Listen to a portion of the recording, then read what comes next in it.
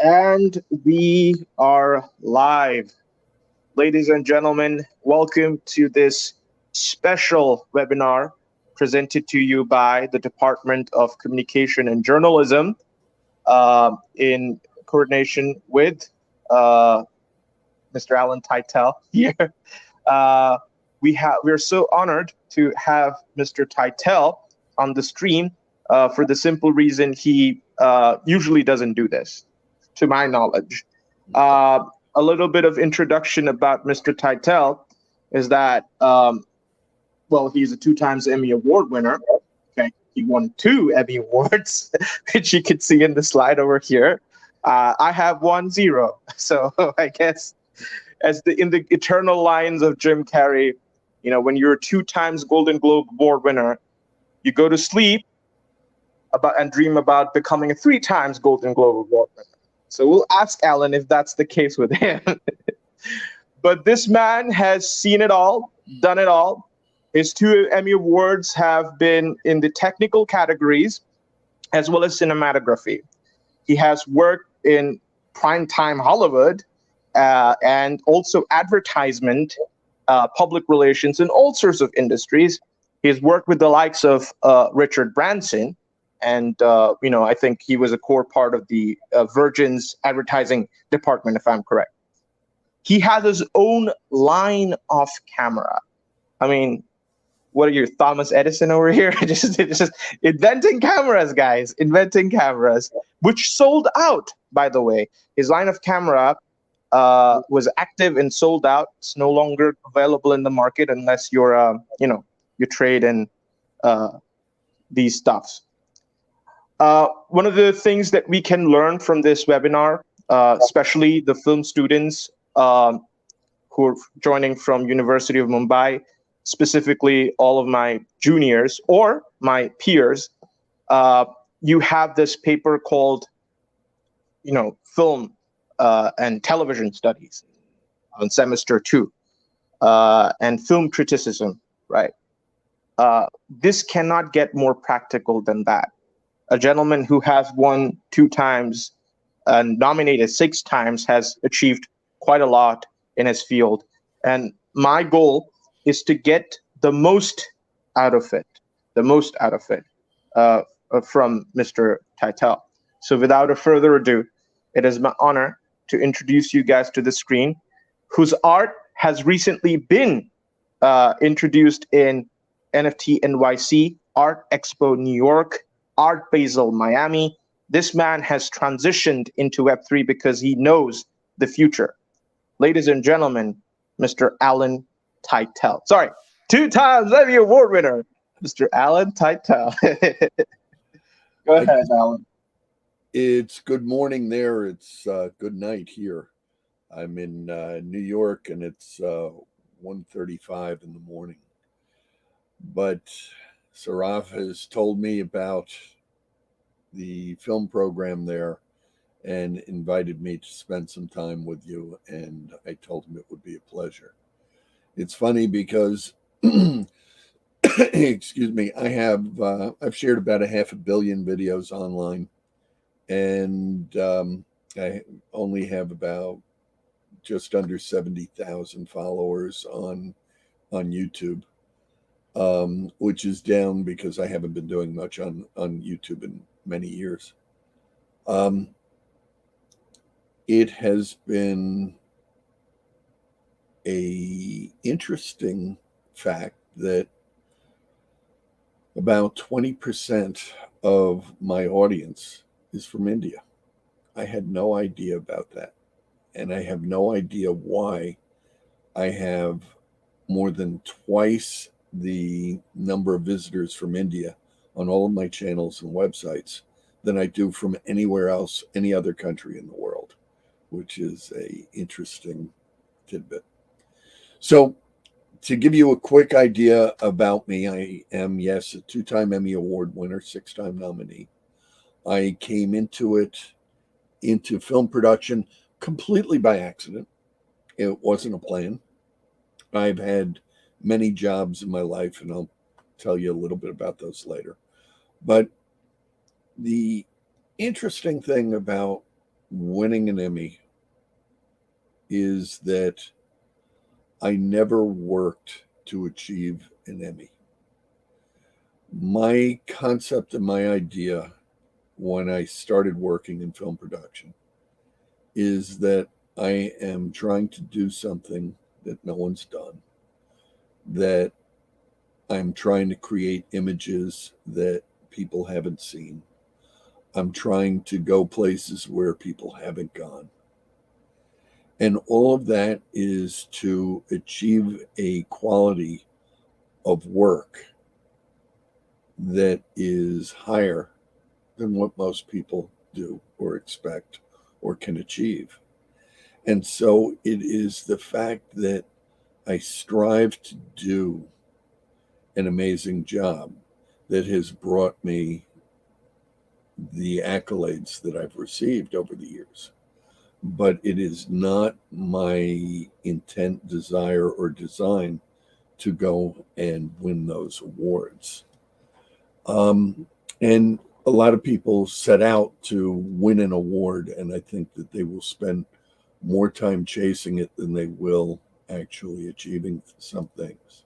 So I implore you to work and concentrate on your craft, and your craft is what will drive your success. Through the years, I have done and been to a lot of places, and you know, the famous question, does size matter? And we're asked that in a lot of subjects. Sometimes having a big lens, like you see on the bottom there, has some advantages. I'm shooting a video there of surfers that are close to 200 yards away. That's a 500 millimeter lens with a 2x extender on it, so it's a 1,000 millimeter lens. Um, that was, I believe, an f2.8. So when it has that big a front end there, it gathers a lot of light, and it's a pretty incredible tool. But you can see as I'm in my wetsuit there with my little camera, which I designed and built, um, that camera is pretty incredible. And you could do a lot of production. It's a 4K camera that is very portable. So during my early career in shooting film and video, I would go to the airport, and my personal baggage was between 100 and 150 suitcases. I carried a full machine shop. I carried all kinds of tools, rigging, everything in these cases. And that was at a time when the airlines really didn't control very much as to what went on the plane or whatever. So the uh, the uh, the red caps at the airport, they knew when I was coming, and I was there every week or two, and I came with a pocket full of cash for tips, and onto the plane we would go. And as the years progressed, eventually the airlines started saying, you know what, we want a piece of that action. And they got tighter and tighter on their regulations, and eventually we had to pay for all the suitcases. I had a great deal with Pan Am for traveling, that because we had so much, that they would bring a baggage container out curbside, and we'd pull up with our truck, we'd load our own baggage container, they'd bring it inside, they'd weigh it, and I'd write a check. It was often quite substantial. And back in those days, they were flying the 747 SP, which was this one of the smaller 747s. And in the upper deck, it only had about 12 seats. And from time to time, we would be able to get the entire upper deck for our crew. So here we have a film production crew And back then we could pack away some liquor, and we would have one or two stewardesses up there serving a bunch of drunk guys, and sometimes a few women too, drinks. It made for some fun traveling. But we went around the world. Um, we spent a lot of time in Europe. We shot Super Bowl commercials there. Um, we also did Winter Olympics. We did the 88 Winter Olympics, 88, 92, and 94. Um, so we got around. We did some pretty impressive things.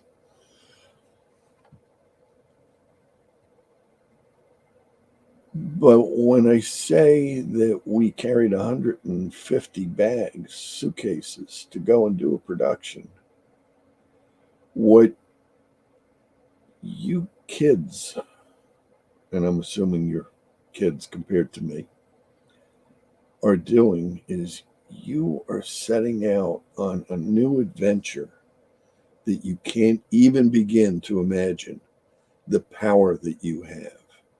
In that, yeah, we used to carry all of this stuff and it cost us tens and hundreds of thousands of dollars, in some cases, millions of dollars to go and do a production.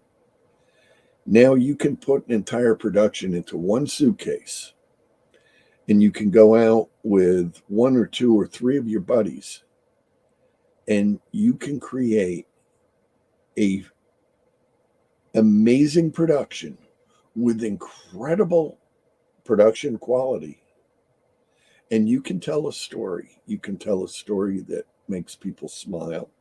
You can make people cry. You can make people inspire them to help, inspire them to do things, inspire them to make the world a better place. And you can do that through telling your stories with the equipment that you now have available for you. I mean, in your hand or in your pocket right now, you have a cell phone that is a powerful, powerful piece of equipment that you can record and do amazing things with. So, as a creative person, as a creator, as a storyteller, I just want you to realize that you can never say, I can't do it because I don't have the money. I can't do it because I don't have the tools. I can't do it for this reason, that reason, or the other reason. The truth is that if you think of it now, you can do it. And that is just such an amazing thing that I wish I had 30 or 40 years ago. Fortunately, I've been lucky in that I've been able to help develop these tools so that you can enjoy and have this power moving forward. So, this was a film that we did during, this was actually going into the 90, in the winter of 91. You want me to play it, Alan? No, I'll let you know. Okay. Getting ready to go into the 92 Winter Olympics, and this was for the Super Bowl between 91 and 92.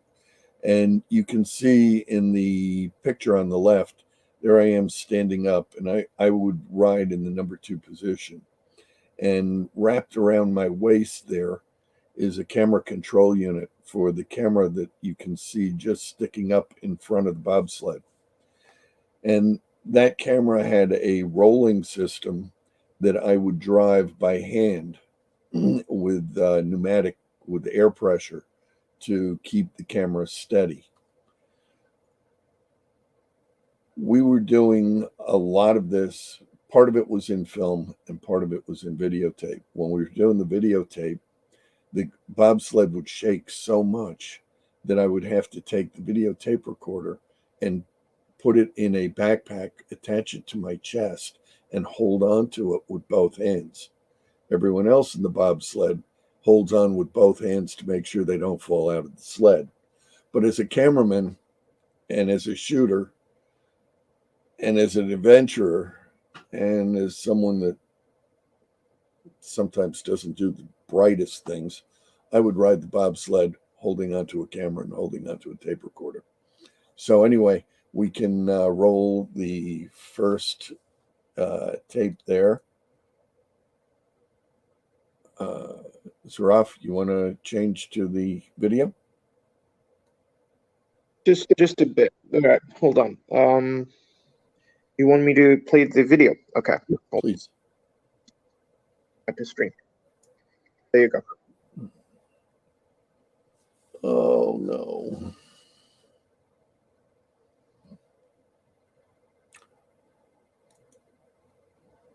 Did you get the right video? I will play this video and I will talk this one through. This is the string of commercials. This is my commercial reel. It is not Bob's Seven.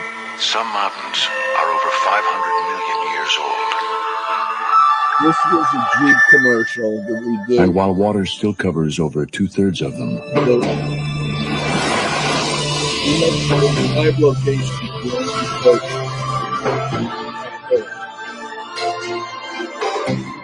Jeep covers the rest. It was fun. It was exciting, but boy, was it a challenge.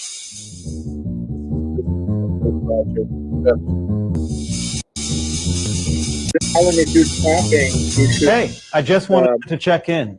I heard you had a pretty rough day, but I bet you learned a lot.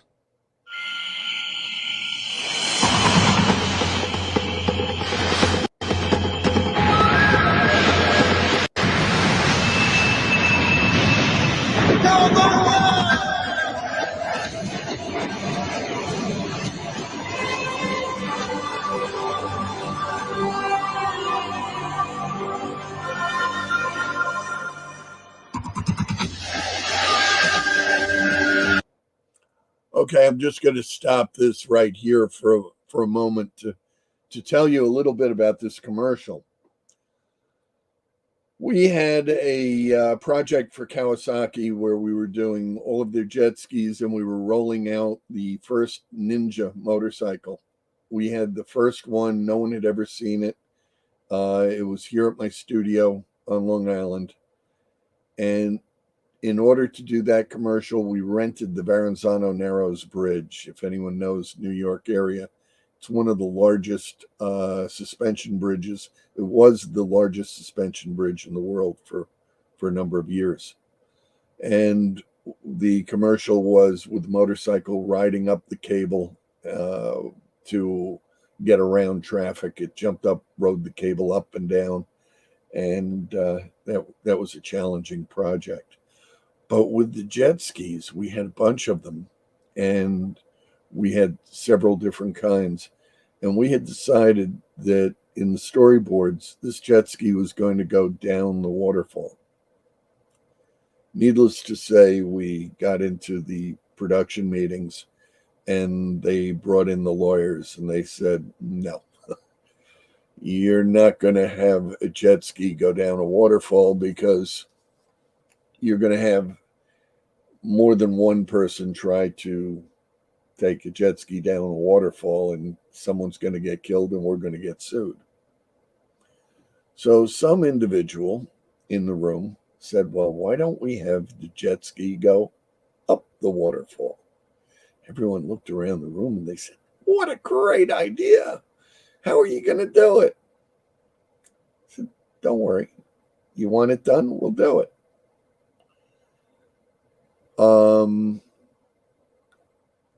They signed on. It was over $1 million project. And we went, we had a crew of about 70 guys that filmed all of the plates going into the bottom of the waterfall, the jump, everything except for the jet ski going up the waterfall. That was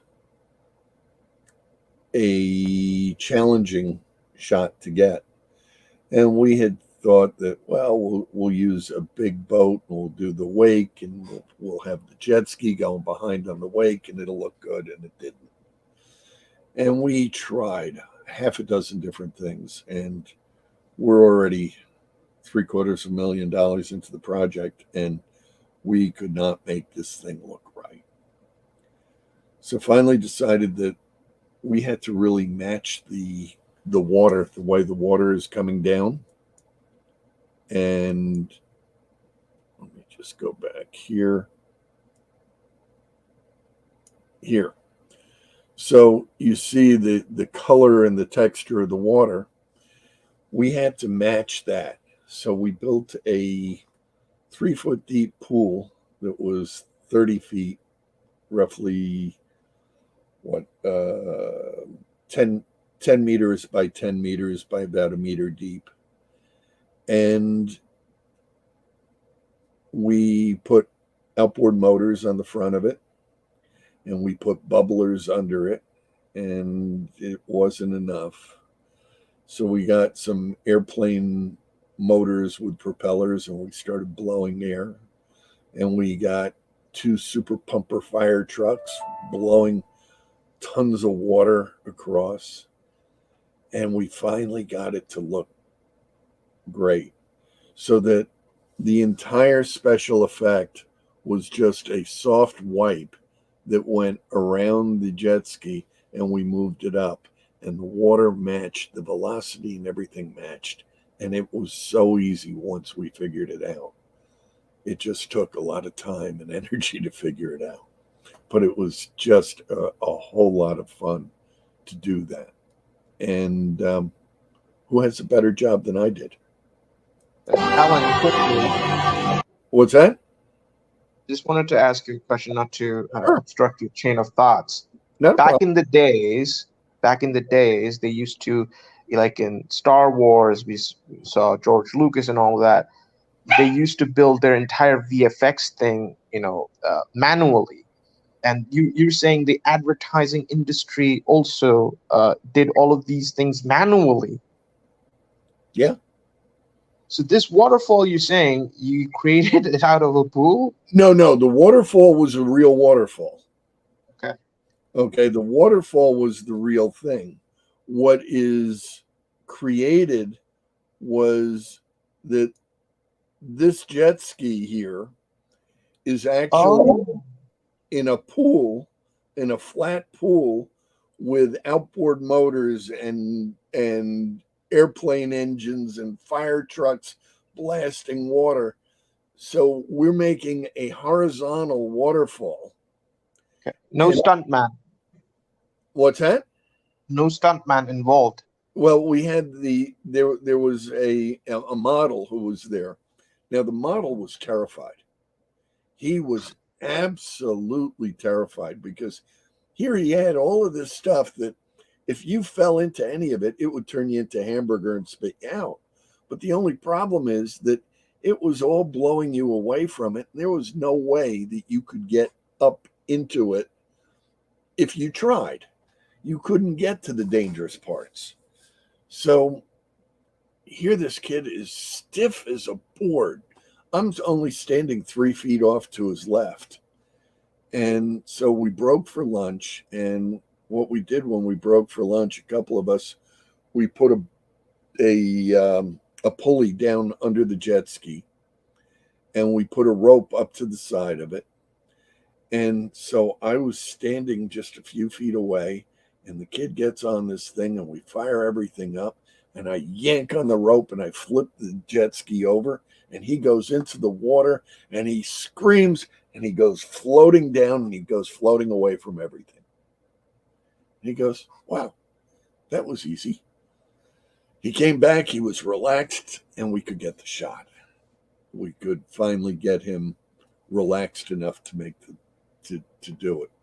And this ad was for Kawasaki, correct? For Kawasaki. Mm-hmm. Yeah. Kawasaki did pay you quite well to do this then. Oh, they paid us well, indeed. There you go. They paid us a total of close to $5 So, million Alan, a year. in, Yeah. in today's scenario, if there were to create such an advertisement, most of these things would be done on VFX, correct? So, do you see this as a boon or is it a challenge for, uh, cinematographers in the real world? You know what? They're the special effects often come back, and you try and do things what we call as a practical. Try and do it in the camera, because the more you can do in the camera, the better it's going to look in the end. Yes, you can do a lot in a computer and generate a lot of stuff.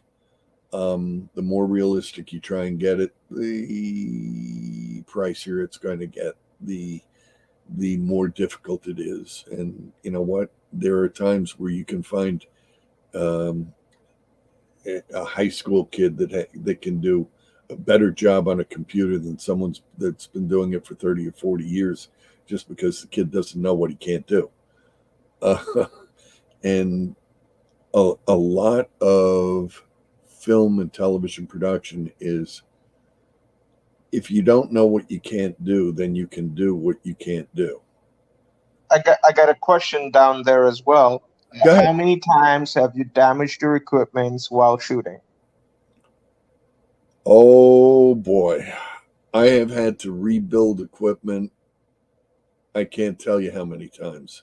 The two worst ones, we were stuck up on top of a mountain. Wind was blowing, gusting up over 100 miles an hour. It was 10, 20 degrees below zero. And the film camera, jammed. And so I had a cell phone, and this was in the early days of cell phones. And I was able to get to the guys in the shop that repair the cameras. And they said that it would take them a week to fix the camera, but we had to get it from a mountain up in northern Canada down to them, and they could turn it around in a week and get it back to us. And I said, well, what would you do to fix it? And they said what they would do. And they said, but you need to do it on a clean table and, everything. And I sat there, and I had a tarp, and we were in like a little foxhole.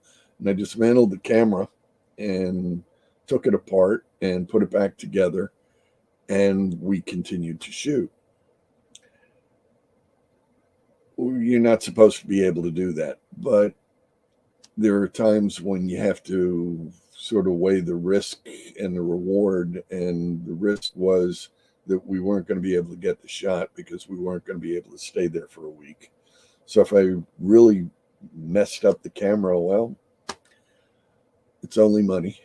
We can always fix it.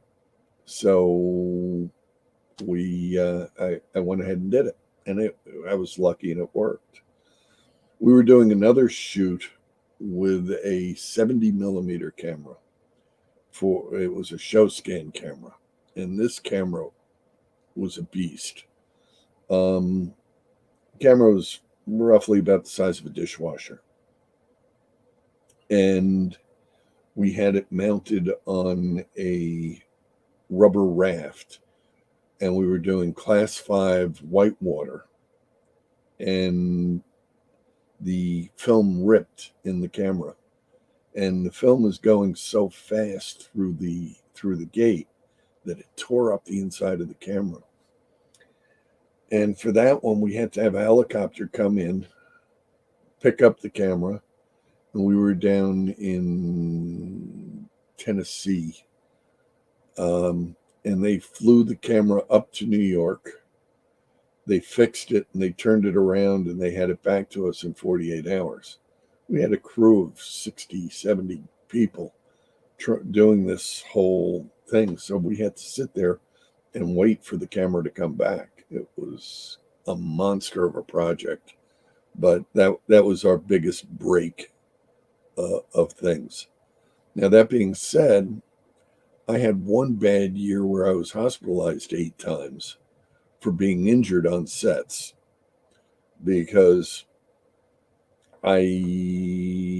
whatever it takes to get the shot, you get the shot. And sometimes the body doesn't quite agree. I've been hit by bobsleds and fallen down ice, and I've been dragged down through the ice and fallen off mountains. You were the Tom Cruise of cinematography back in the days. Tom Cruise, he came a lot later. He just did. He had a bigger budget.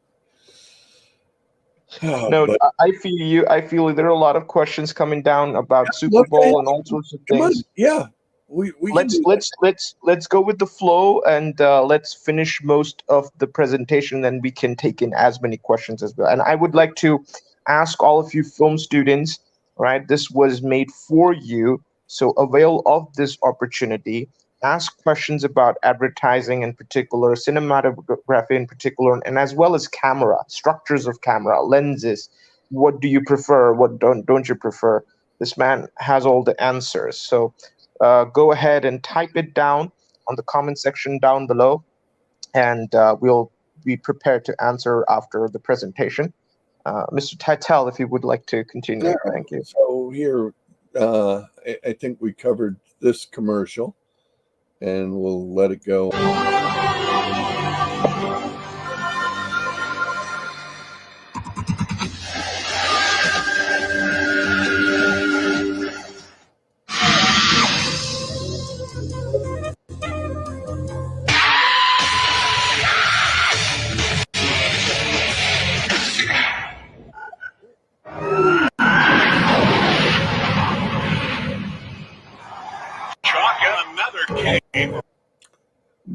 That baseball quick little clip, we rented Yankee Stadium to shoot that.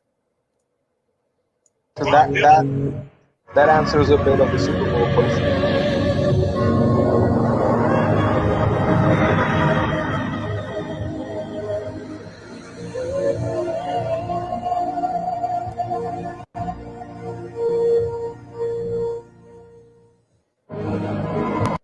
This was one of the Super Bowl commercials here.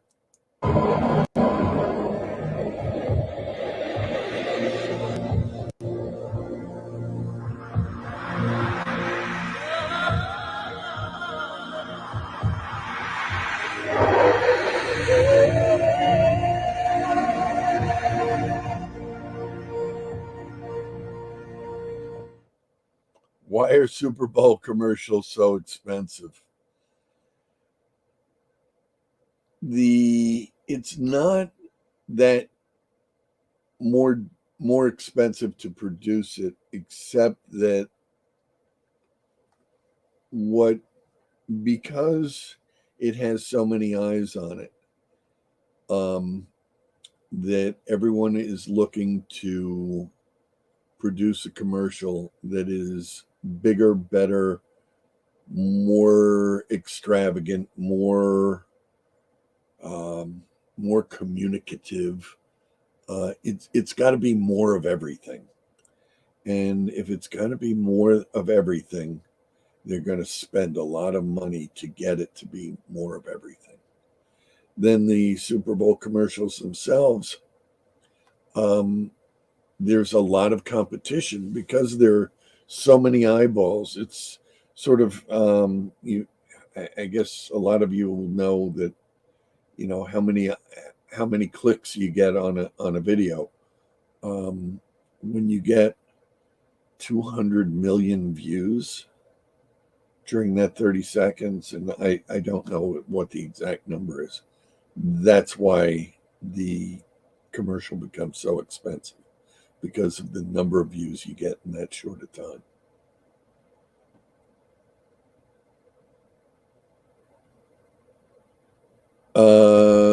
For which shot? For the skating shot? Are we talking about? I think he meant in general, but yeah. The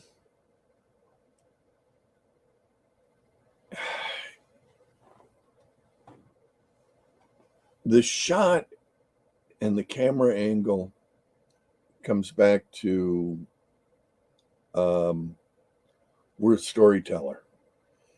And as a storyteller, we have to have a beginning, a middle, and an end. And so there has to be a continuity that goes through it. So the question is, at what point and how do you structure it? You may, none of you will remember, but back in the early days of what we call the morph, where you morph a face from one thing to another, one person to another, or from a person to an animal, whatever. The morph became the thing that everyone wanted to do, and it was started by, I think it was Michael Jackson that did it in one of his videos, and then everyone had to do it. And we would have excuse me, we had people come and say, we want to do a commercial. Okay, what do you want to do? We want to morph. But what about the commercial? Well, we just want to morph. And back then, it was very, very computer intensive, very special effects intensive. And at that time, it was close to $20,000 a frame. A commercial is about 900 frames. How many frames would you like? You want the whole thing to be a morph? We're happy to do it for you. But there were times when people lost track of the shot and that the effect became the thing. So the angles and the shot angles, you want to use the angles to tell your story. And so the most important thing when you set out to do a production is to have your story, to have your beginning, your middle, and your end, and then to determine how you are going to use the camera to tell that story. And that's really where it comes down to. That said, when you're doing a documentary, it's a whole different deal. You just go out and you keep shoot and you keep shooting, and then you give it to an editor who's going to look at it until their eyeballs fall out, and then they're going to try and craft together the whole thing. But even then, you have to be cognizant of your camera angles so that you have continuity through the whole production. I hope that helped. That did help. Let's move on to the original presentation. Okay. This month, American Express will sponsor. This is a interesting commercial when you talk about camera angles. Here, the story is that American Express is turning the mountain upside down. That's the concept of the story. Here's the shot. World Cup skiing in Aspen. And when that happens, you'll see a peaceful resort nestled in the Rockies get turned upside down.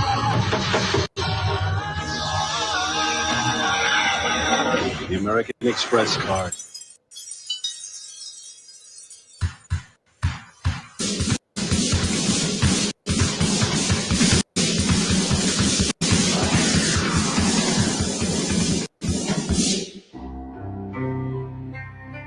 This is the beginning of my slow motion camera system.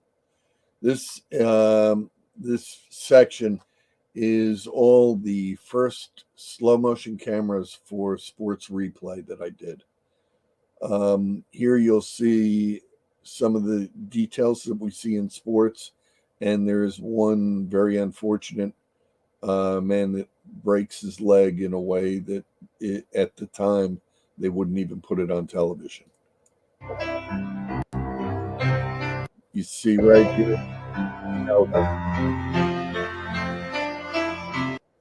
And then here you can see that when the baseball connects with the bat, the baseball actually gets flat. And this is a hard ball. This is the real deal. And it gets flat on the bat. When you see a batter, and I don't know how much baseball you're watching there, but there are times. Cricket. What's that? We play cricket over here. Okay. Well, the similar thing would apply to cricket, is that when the bat and the ball meet, there are times when you see it looks like they hardly swing the bat and the ball just takes off and flies away. There is a sweet spot in the bat where the bat actually bends like a diving board and straightens out. And when you catch it exactly right, with the ball flattening out and expanding back out, and the bat bending and stretching back out, that ball could take off and just fly away. And similar would happen with the cricket. But that's one of the amazing things that we were able to start showing when we started doing sports.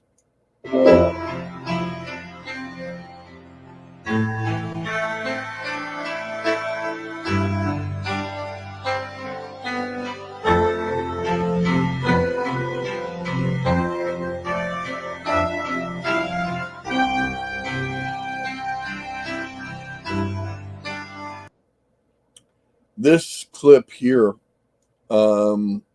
we did a show for National Geographic, and we rented the dog track, and we spent a week with filming these greyhounds. They were the most spectacular animals. They were amazing. And then we went undercover in the puppy mills where they were killing the puppies because they would have a lot of puppies, and if they weren't fast enough when they were young, they just killed them. They starved them. They killed them. And when we brought this film out and had it on television, we forced the dog racing community to develop and maintain no-kill shelters for the greyhounds. And that actually spread to no-kill shelters for all pets around the world. And that's just something that I'm very proud that we were able to do in doing a show that we went out to show the good and the bad, and we actually made the world a better place for a lot of animals and the people that love them.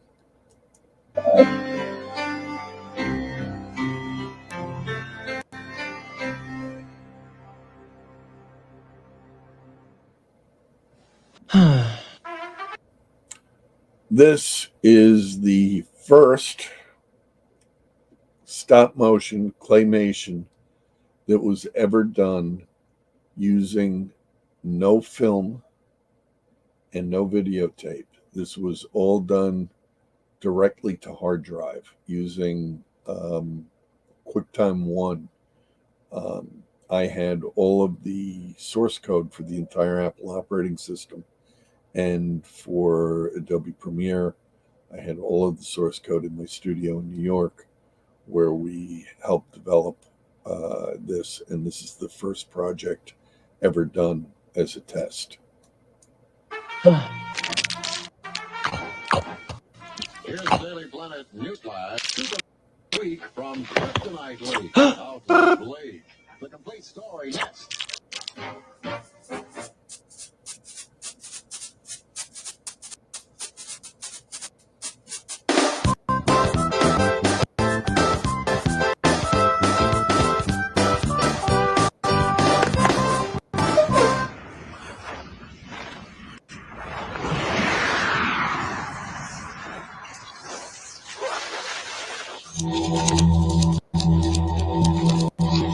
Alan, Yes. hope I don't get a copyright claim from Nat Geo or Kawasaki. It's my personal channel. This is my reel, and I have every right to use it and publish it and Please present. don't put a copyright strike on me or something. I'm just kidding. Go ahead. You can see this is while I was the film technical director. I ran the film studio for Virgin in New York.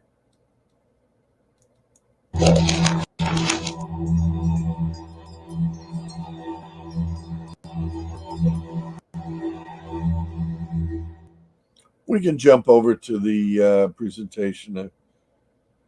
Okay, sir. Just give me a second. And here you go. Okay. I'm not going to show you the whole videotape there. We went through the commercials, and my background is eclectic, to say the least. I started as a hot air balloon pilot in high school, and I flew hot air balloons all around the United States and through Europe. It was an amazing time. It was a lot of fun. And then when I was in flight school for commercial aviation, I'm also a commercial pilot. I spent weekends and evenings digging up this dinosaur, which is a giant sloth. And I completely rebuilt the pelvis of this creature, and they built the museum around him. We had the largest collection of giant sloths and saber-toothed tigers and mastodons. We had all kinds of amazing dinosaurs that we dug up there. And it was just a lot of fun. I've had a very wide range of professions. And I guess the one thing that I take from it is enjoy your youth, never say no to an opportunity, take every opportunity that presents itself, and use that to work your way up to the next opportunity. But you will never do anything if you're sitting at home using your Game Boy or whatever game you're playing on your computer. If you sit at home staring at a computer. Hey, you offended half of Clubhouse with that line. I'm sorry. I feel very, very strongly about that. Get out, see the world, do things. Don't sit on your computer all the time. That's the only way you're going to be able to go places and do things and have an exciting life.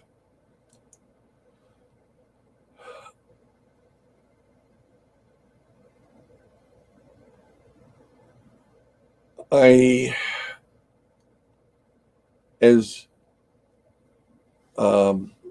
our equipment evolved and changed, I have a $150,000 camera in my studio that I use as a doorstop. As a what? As a doorstop. It holds the door open. 100 and what? $150,000 camera. That's like 70 lakh rupees, guys. That's the kind of money that you get to retire in India, hopefully. The camera is useless. It shoots a format that we no longer use. It's 640 by 480 NTSC. I think you guys are PAL over there. Yeah, PAL and NTSC, yeah. Yeah. Or were you CCAM? There was the third. I think we studied it. I think PAL is more like American, isn't it? Or NTSC is American. NTSC is American. PAL was European. PAL is like UK and India uses PAL. Yeah. And then there's the third format, which was called CCAM, and it was used in just a very small area. And I don't remember what area. Yeah, India doesn't use CCAM. PAL is, I guess. But if anybody has studied this in semester 2, please exercise. Comment in the comment section.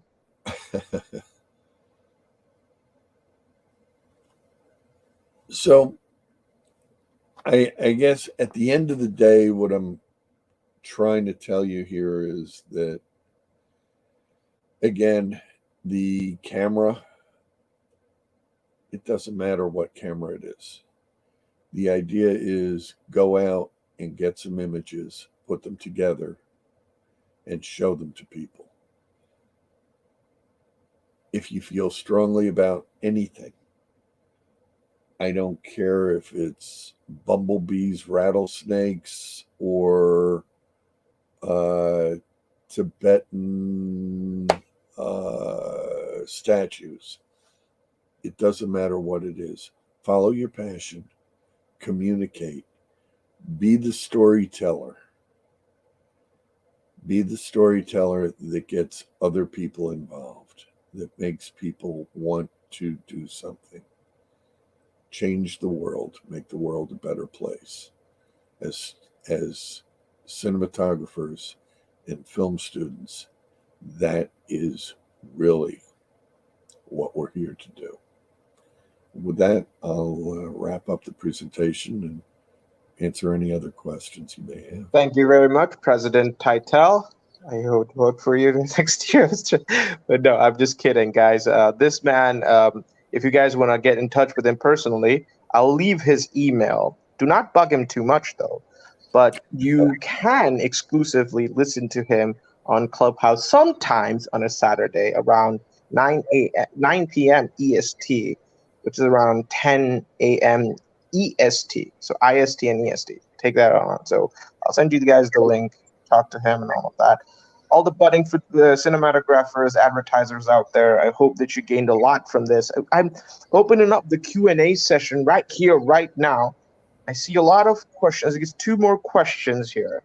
Let us try to answer that, Alan. Shall we? Sure. Okay.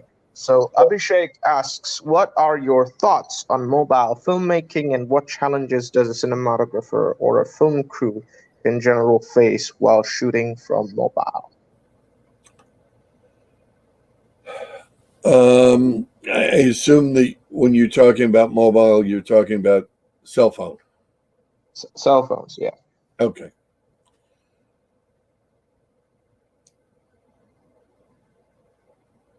The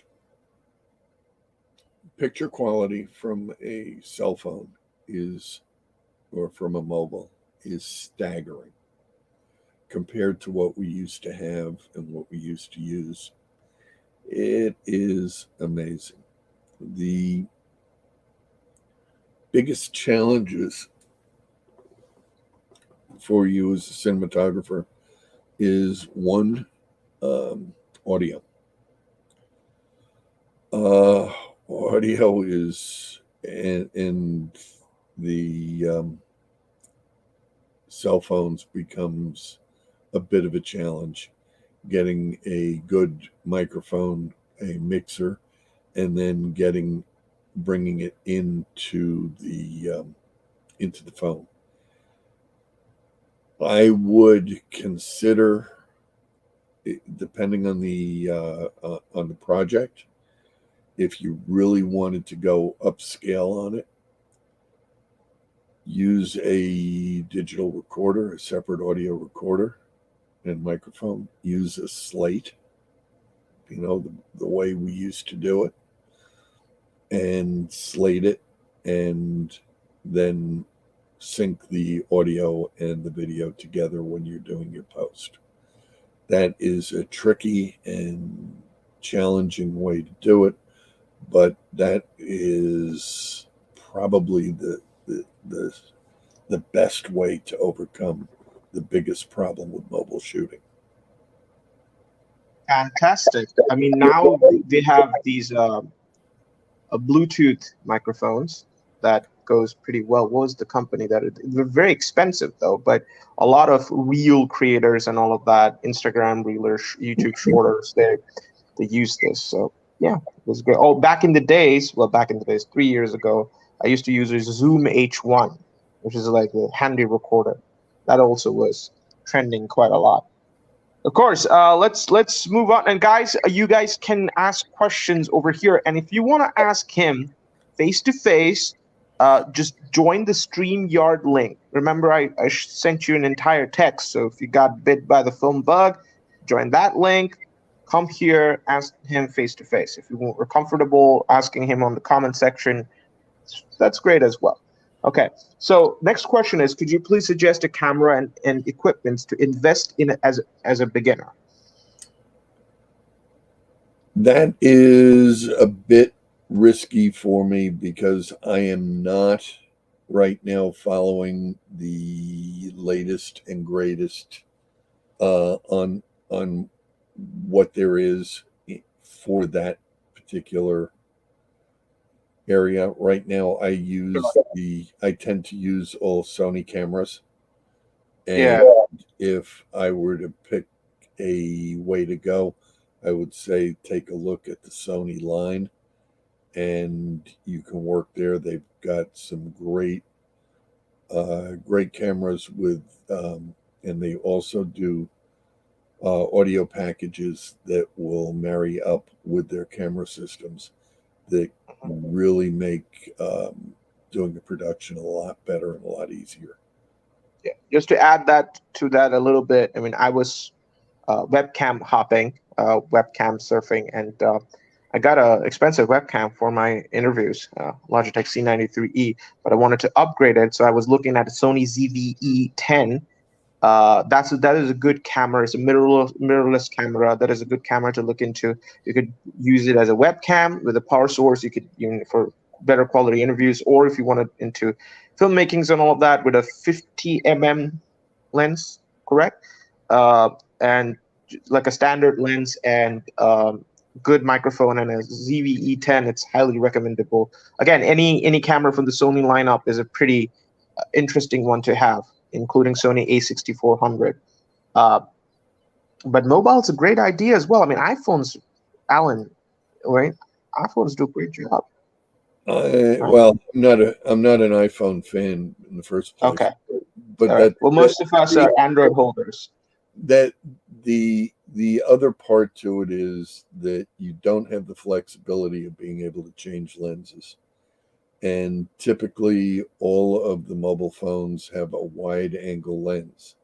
Now, if you want to go in and get a tight shot of somebody with a wide angle lens, it looks like their nose is right in front of you and their ears are 100 miles away. It just distorts the heck out of someone's face. And so you have to pay a lot of attention to what you're doing in mobile because of the inability to change the lenses.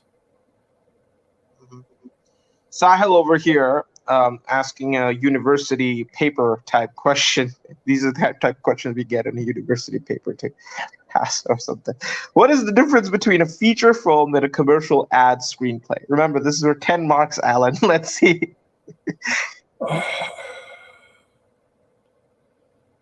You know what? I'm going to pass on that.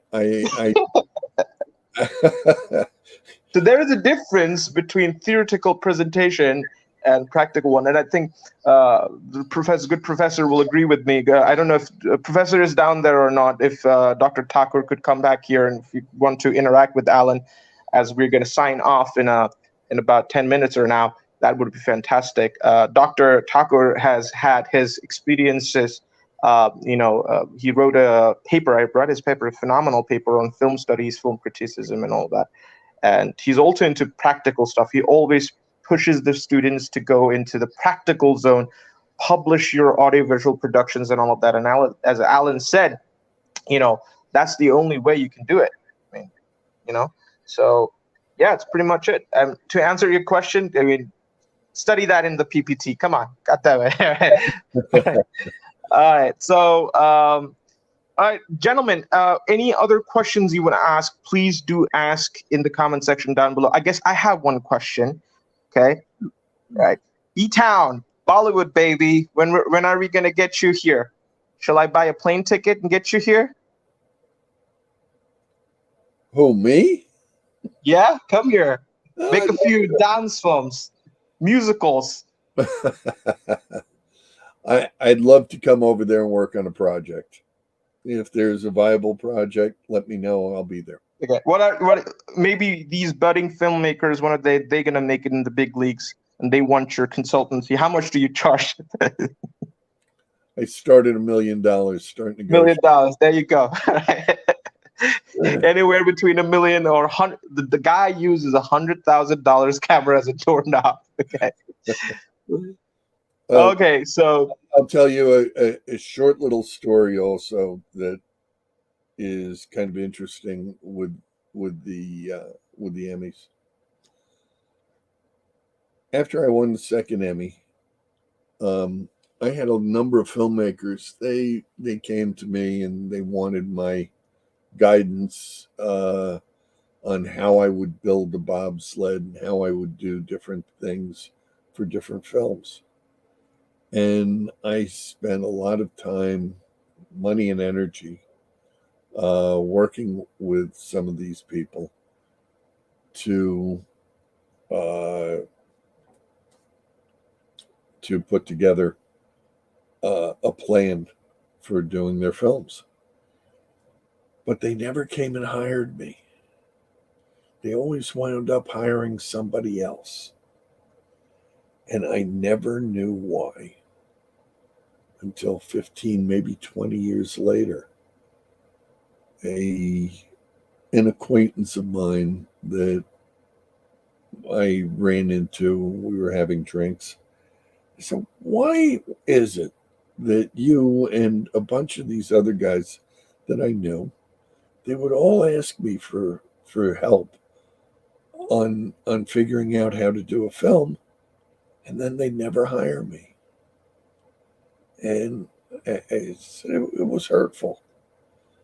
What happened? They said, well, you were an Emmy winner, and we didn't want to insult you by offering you money that wasn't commensurate with your talents.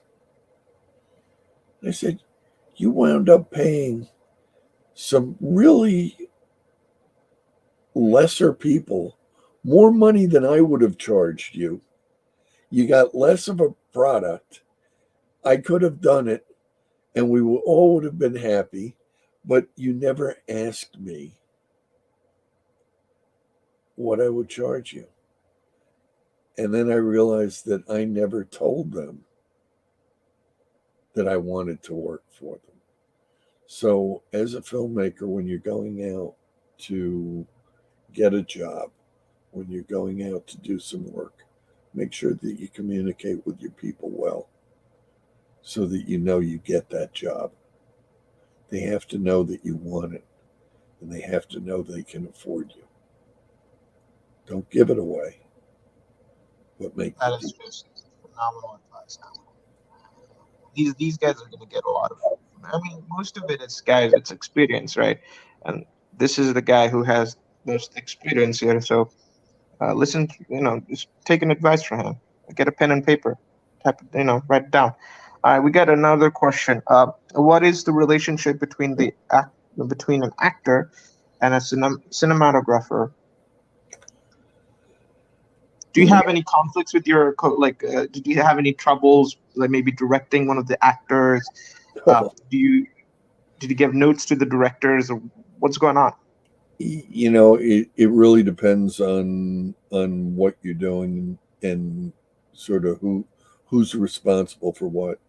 As a cinematographer, as strictly as a cinematographer, your job is to make sure that you are capturing what the director sees in their head. And so as a cinematographer, your interaction is really primarily with the director. The actor, you just want to make sure that you don't hit him in the head with the camera unless you really mean it. But it's really the director that has to work with the actor. Now, as a cinematographer, you have to make sure that you have all the lighting right. You're communicating with the director as far as the lighting, the lenses, the angles, and all of that. But that's really the director's call, not the cinematographer's call. Exactly. Director of production, I think they call in major Bollywood sets. Director of production is the head cinematographer, if I'm correct. I don't know. But also, I think one of the things that I've noticed, Alan, that in smaller projects, these lines get blurred, right? The director sometimes becomes the cinematographer, and then Yes. cinematographer becomes the producer. and, oh, And the other part is that there isn't a job on a set that I can't do and that I can't do well. jack of all trades, you suggest that? I insist on it. The As far as I'm concerned, it's hard to lead if you don't know what you're leading. And so, as a cinematographer, and I also do direct. So the question is, you need to know everything on the set, what it is, how it works, because otherwise, you're not going to get the kinds of results that you want. We used to do some things that were maybe not the nicest thing, but we would send out production assistants to find a box of f-stops or sprocket holes. But that was really to start educating them so that they start. Well, a prank is fun, but it's also a matter of getting them to start thinking about what's going on the set and learning and understanding. Wow, Alan, a lot. I've learned a lot of things. I didn't even want to make it in the film industry, but all like a lot of these people do wanna. I mean, they're in Mumbai. It's the Los Angeles of India, really. And University of Mumbai is in many ways, and that's one of the reasons why I applied to this university. It's because it is the UCLA of India, like it or not. So, I mean, guys, appreciate this moment because only over here you can get these moments and cherish it, learn it, and then go out there and make it a killing. I mean, I'm not going to be a filmmaker. I'm an interviewer, but I guess I did justice over here. So on that note, I would like to ask you guys to ask a few more questions. And in the meantime, I would just talk to Alan, hopefully. Alan, do tell me one thing. I mean, you ultra slow, okay, your NFT brand, and part of the reasons why I met is because I met you is because we're both active on the NFT scene quite a lot. I'll probably when is NFT NYC? Your art got selected for NFT NYC this year. When is it? I think it is in early April. Early April. But I'm not sure right now. Yeah, well, I missed Art Basel Miami last time. I missed personally Art Basel Miami last time. I know you were there, but I hope I'm going to make it to New York next year. I'm going to cover you personally. But in the meantime, I just like to ask you one question. And Sure. I think it is very important for these kids to understand, these kids, I'm also a kid, for us kids to understand is that you are at a point of your life where you're retired. There is no such thing as retirement, but you could retire. and you're well off. You have beautiful family, you have everything, but you still have figured out this NFT thing. The skeptics say there ain't no opportunity in Web3. Why did you choose Ultra Show to be in the Web3 scene? Ah. I was a cinematographer. I was an artist. I've grown up as an artist. And when the unfortunately I had to my primary technology in my camera was made by Huawei in China. And Huawei got caught in this and got blackballed by the US government. And so I lost all of my core technology for my camera and the chipsets that we were using. And I lost all of the R&D that we had done into developing our next generation of camera. So it pretty much wiped me out. And I was working with one of my factories in the beginning of the pandemic. They needed masks in China, and I found masks in India and Turkey and got them shipped to China. And I started becoming involved with the PPE and found that there were two problems. One is that there were masks all over the streets and they were just dumped everywhere. And two, they weren't very good. And what we were being told and the reality of how the masks work, we needed a better solution. So I teamed up and we developed a new material to make a better mask. But I couldn't fund the company, so some friends told me that I should do this new thing. It's called an NFT. And I could sell some of my videos and some of my art, and I could pay to open up my mask factory. And I thought that was a wonderful idea. Unfortunately, a lot of the NFT market early on was very volatile, and there were a lot of issues with it. Some of it worked, some of it was very good, and some of it not so much. And I started as I learned it, and I was getting going. I got hit with COVID. It's been a year now, and I'm still in the recovery phase of COVID. And it's been a very, very difficult year. So the Web3 is a incredibly valuable tool, and I think it's going to blossom. I just don't know what it's going to blossom into. So I'm paying attention to it. I'm working with it. I'm going along for the ride, and I want to see it mature, and I want to see it mature with me. So that's. Well, not to mention, you're not only a 2 times Emmy Award winner, you're also an Nifty winner, NFT Superstars Award last year.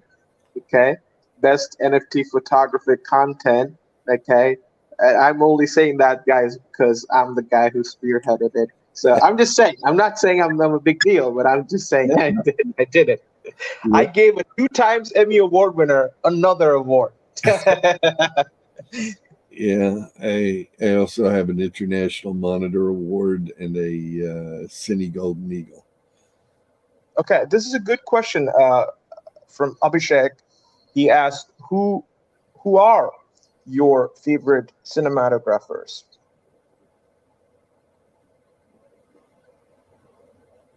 I can't tell you. $1 Honestly, million bucks. It's gonna cost $1 million bucks. no. You know what? I I don't follow other people by name enough as I should, and I What do you, what do you think about Stanley Kubrick? I mean, he was a director, but he was more involved in the cinematographic side of things, like Kubrick with Shining and others. Yeah. I did some amazing work. And I tell you what, it's coming up on 3 o'clock in the morning, and I think I'm on brain meltdown at the moment. I get you. This is a good sign to slowly wind up this thing. By the way, guys, let us all thank Mr. Tietel. It's because it's about 3 o'clock at night over there in New York. So he, got the time out to do this for you guys. So a bit of thank you in the comment section would be appreciated. So if you guys or the 15 people watching, just write down the thank you in the comment section. I think we're gonna shut down the Q&A for now, but you have any other extra questions, feel free to reach out to me. You already know who I am, hopefully. So Rob, just find me on WhatsApp, get the questions to me, and I'll get a voice note from Alan and I'll forward it to you. But uh, Alan, I do have to say something heartfelt to you. Right? Do you realize that?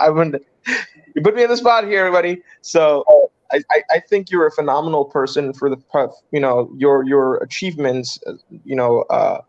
Sort of intimidates me sometimes. It makes me go and win an Emmy award, in my dreams.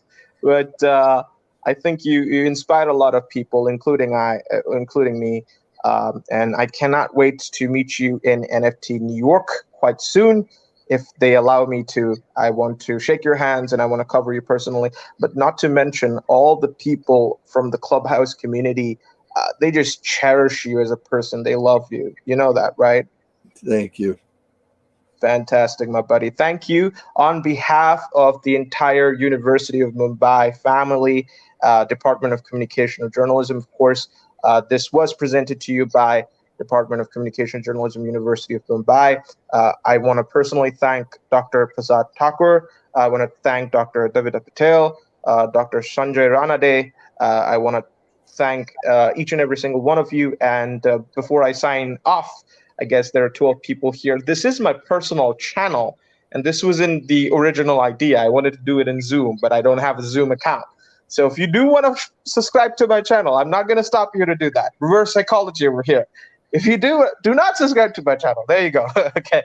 But I hope you enjoyed this. And if you want to see more of these things, just reach out to the professors, and I will get phenomenal people like Alan himself. And I do see a last question, but of Neat or something. We just ping me in the private. It's about 3 o'clock at night over there. Let's do it. Okay, one more time. Okay, last one. All right. So, given all your experience, what is the absolutely essential element or pattern or quality on a set, especially a set of huge scale? Okay, so huge budget, big budget stuff.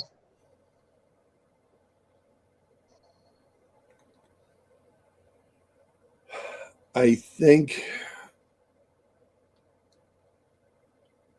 well, I'm not sure. So let's imagine it's a Bollywood set, right? Hugely, like there's so much chaos there, right?